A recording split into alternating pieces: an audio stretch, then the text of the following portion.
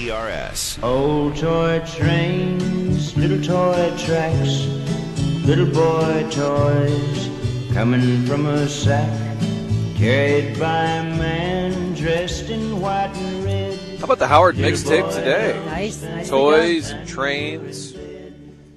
We are at Schaefers Hobby Shop on Gravois near Lindbergh, and I think we talked to Art a couple of months ago. We called him up and said, what's going on with all these drones? These things are taking off. Well, all right, bad pun. They are taking off. I get it. And Art hopped on the air, and we said, let's come visit, Art. So we're on a field trip Wednesday here at the Kilcoin Show until 1 o'clock. Stop by, say hello. The paparazzi's here, Randy. We've got I see. pictures being taken, and we've got somebody periscoping. People stopping by, introducing Willie to Randy since we failed to do that. Art, thanks for having us. This is a fun place. It's got to be fun coming to work every day. It is, and I look forward to it every day I get up. They say you're successful when you love what you do, so in that regard, I guess I'm successful. And this was all started by Grandma, Randy. It wasn't Grandpa, as Martin wrongly indicated the last time we talked. How did Grandma say, you know what, I need a hobby shop? Well, after the war ended in World War II, my uncle Pat owned Ace Hobby Distributors here in St. Louis. So he had a big distribution of hobby and craft products, and she was out looking for a part-time job, and he told her, if you want to do something, I'll set you guys up in a little corner store, and I'll provide the merchandise, and that's basically how it all started. And this location here on Gravois, you've been here about 18 years. Yeah.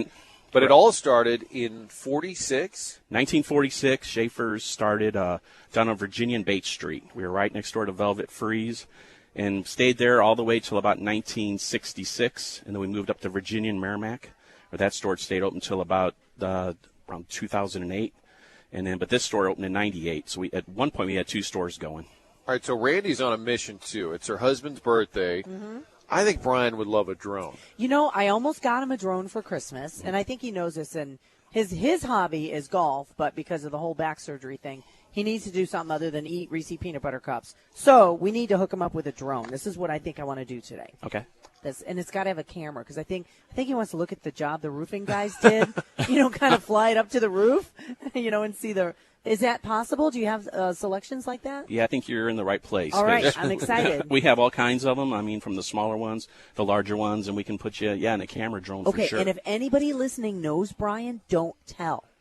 Don't tell what I'm getting him for his birthday because he doesn't know yet. What's the range on a drone in terms of price range? How inexpensive can it be, and how expensive can it be? For the little ones, you fly inside your house or inside your business. I mean, $29 you can get them starting at, all the way up to over $1,000 for the big ones that you might fly for miles. Yeah, I won't be spending that. Well, I think Brian's worth it. I think he is going to need the Mambo of all drones. So, how much has that changed your business?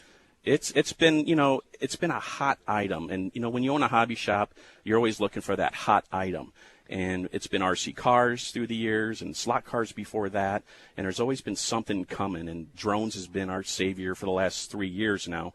And hopefully it continues. Or at least we'll try to find the next hot thing coming up and try to jump on that bandwagon. Are any of the young kids getting into model trains? My dad did it for years, and he joined the model train club in Denver. My brothers did the model cars. Yeah, but I would go to my dad's model train meeting, and they were all a little bit older.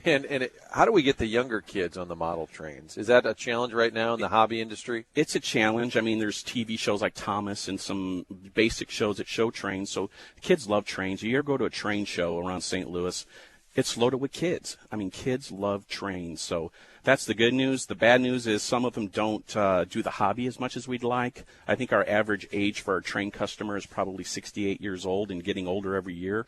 So, yeah, we definitely need that influx of kids coming in. And when my dad retired, he wanted to work at the train store in Denver, and he had to fill out an application. And he said it was on there like, it was salary expectations. He said, I don't care. Aww. And then it said, where did you go to high school? And he said, I don't remember the name of my high school. There was an older set. Art Schaefers with us. It's Schaefers Hobby Shop, and March is National Craft Month. So let's look around here. We have watercolors. We have all your painting needs, crafting needs. We have jewelry making, beads. That's blown up. Yep. The whole kite display, and then what do you call it? The wind socks that you put out front. What do you call it? Yeah, like the wind spinners. Spinners. We have airplanes like you put in your yard and the propellers spin and all different kinds of things for spring. And dollhouse furniture, if I'm not mistaken, right? And dollhouse kits. Yeah. Dollhouse kits. Right. We have St. Patty's Day decorations, Randy. We heard, Martin. Yeah. We know it's your birthday. Might be a big deal next week. We mentioned also the drones. So what do you sell other than drones? What's your top item? What type of – is there a range? Like, hey, people in here just for crafting items, sewing items? Yeah, it's across the board. That's the cool thing about this store is when a family comes in here, we got a department for mom. We got a department for the daughter, the son, the father, the grandfather. Complete family hobby art and craft center is what we tried to design here, and I think we've done it. But, getting back to your question, it depends on the time of the year. I mean, at Christmas time, our trains are huge. We sell so many Lionel trains. A lot of people have had Lionel trains around their Christmas tree, and it's American tradition to have a train around your tree. So we really do well at Christmas with trains. And you have a specialized Cardinals train back there. Tell me about that. Lionel didn't make a Cardinal train, and they made a mistake. They made a Philadelphia Philly train. Oh, boy. So we took it and redesigned it and got the Cardinal stickers on there. Don't tell Mr. DeWitt, but we did it, and it is licensed by MLB. That's a licensing I know. violation. It has an MLB license on it, so that part's good. But we redesigned it. We can't have a Phillies train in St. Louis. We have a Cardinal train here. And you said you took the Cubs train. Yeah, they made a Cubs train. They made a Cubs train for some reason. And you converted that. We converted that to we looked for a good blue and white team. We decided the St. Louis Blues was the team that we would do. Right. So we did a blues train up. That sold right away. Hopefully we'll make some more conversions here in the near future. And you have some really old school Lionel trains back to the set. We do buy people's old Lionel trains. I mean, people love a Lionel train. They're made in USA. They're metal engines that smoke and whistle, and people love them. And quite a collector would come in here and see quite a few older trains, including we just got an American Flyer train, which is a little bit smaller than your Lionel trains. Is that the same one that makes the wagon, the American Flyer? That red wagon? No. Am I mistaken? Gilbert made an American Flyer. I think they made the Rector sets. That's where that comes in, yeah. Art Schaefer with us. It is National Craft Month, Schaefers Hobby Shop. They're on the web at schaeferhobby.com, and I think throughout the next couple of hours, Art, we're gonna play a little bit around here. When did the phrase "go fly a kite" become so negative? Because I was thinking the other day it was really windy. I'm like, we should go fly a kite. You have kites? Oh, we have a whole wall of kites. Look at that. From $3 up to kites. $80. Do you have the Kitty Hawk line of kites? I'll have to check. I'm not sure. You bunch it up in a bag and you just take it out of a nylon bag and it opens up and it. Randy's playing Stump the Host. I already have one of those. I think we do have those. I might need to buy a new kite. But I said to my son the other day, we should go fly a kite. But when you said it, go fly a kite. And when did like, that become a kite, negative, Daddy? I don't know, because kite flying is so much fun. I'm going to buy a kite. I love during kite this flying. break, in fact. Yeah. Art, we'll get you back in a little bit. Thanks for having us. Well, thank you. What a cool place. Toys everywhere. We could Kite, spend drone. the entire break goofing off. Kick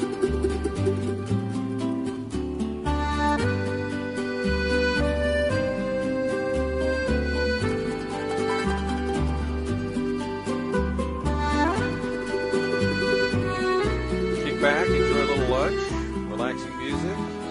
Enjoying our lunch here. Biscotti's in the house. Talk about that in a couple of minutes. Martin Kilquin, Randy Knott with you till 1 o'clock on remote today at Schaefer's Hobby Shop. They're on the web at schaeferhobby.com. Location is Gravois, near Lindbergh, near Sappington. And joining us on site now, Carrie Lyons, who is the store manager, also in charge of the craft section. And you have been here how many years? 18. Okay, now Long I'm trying to do time. the math. You look like she's only 18. I was you look 16 or 17. You look like you're about 20. But you've worked here Thank you. for 18 years. I'm 34, yeah. So when you were in high school, you started working here because you loved crafts, and then you stayed because you love crafts. Yeah, well, and my aunt and uncle are Art Schaefer and Sherry Schaefer. So you're the niece. I'm the niece, yeah. I mean, I was part of the crew breaking down shelves and stuff at Venture. We actually got all of these when the old Venture closed. So this used to be a Venture? No. But We you got built your this building, our shelves, shelving, and yeah, so I was actually a part of helping put the store together, the Uh-huh. fixtures, everything. Yeah, I mean. And it's National Craft Month. You may already know that. Every month is National Craft Month for you. So what type of crafting are you helping people with on a given day? Oh, man, you name it. We do everything. I work a lot in our jewelry department, so I do a lot of personalized jewelry. We do things for weddings.